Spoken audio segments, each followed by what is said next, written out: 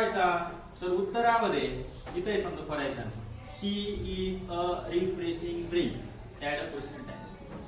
सर्वप्रथम काय करायचंय दिलेलं वाक्य जसं आहे तसं लिहून घेणे। T is a refreshing drink लिहिलं, त्यानंतर कॉमा देणे दिला, त्यानंतर काय करायचंय की दिलेल्या प्रश्नामध्ये सहाय्यकारी क्रियापद जर असेल, सहाय्यकारी क्रियापद कोणतं आहे?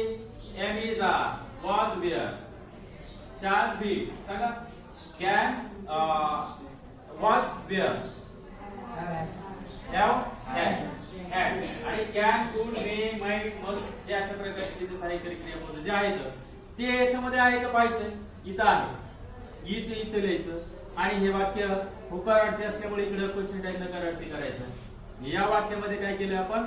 नॉट वापरलेला आहे। नॉट कसं वापरायचंय? एन एपोस्ट्रॉफ टी असं ते लिहिलं आणि त्यानंतर दिलेल्या